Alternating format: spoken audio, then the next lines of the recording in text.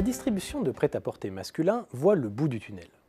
Victime, comme l'ensemble du secteur de l'habillement, des arbitrages de consommation et des baisses de prix, le marché garde en effet d'importants gisements de croissance selon l'étude de Xerfi consacrée à ce marché.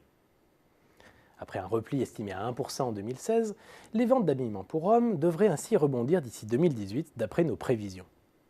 Hormis l'effet de l'évolution du pouvoir d'achat, ce rebond sera surtout lié au dynamisme de l'offre et au regain d'intérêt des jeunes urbains pour la mode.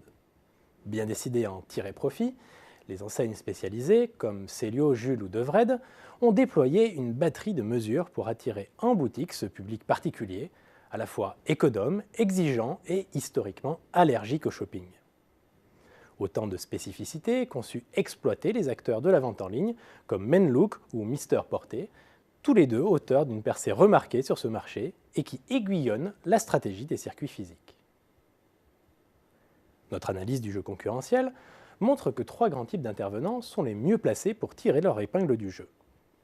La première regroupe les enseignes spécialisées, dont nous venons de parler, et les enseignes mixtes, comme H&M ou Zara, qui trustaient déjà en 2015 près de 40% des parts de marché, selon les calculs des experts de Xerfi.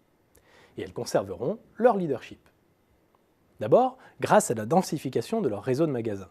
Ensuite, en s'inspirant de la stratégie commerciale et marketing qui a fait leur succès dans la mode féminine, comme par exemple le renouvellement fréquent des collections.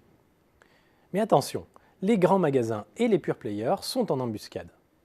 Pour s'imposer sur le milieu et le haut de gamme, les premiers réaménagent et agrandissent leurs espaces de vente pour hommes.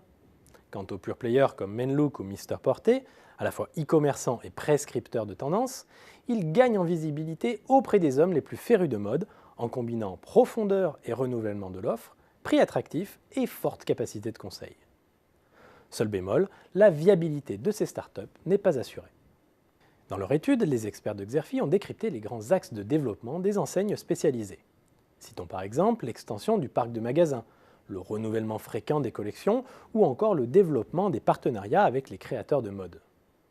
Et pour séduire un public masculin encore majoritairement réfractaire au shopping, les chaînes spécialisées ont renouvelé leur approche. Elles mettent ainsi davantage l'accent sur le conseil, à la fois en boutique et sur le web. Elles misent aussi sur le commerce de précision, avec des services de stylisme par exemple, et sur le perfectionnement des dispositifs omnicanal. Ces enseignes tablent enfin sur l'ergonomie de leur site internet. Un danger guette toutefois le marché du PAP masculin, celui d'une baisse durable des prix, sachant que près d'un article sur deux est aujourd'hui vendu en solde ou en promotion.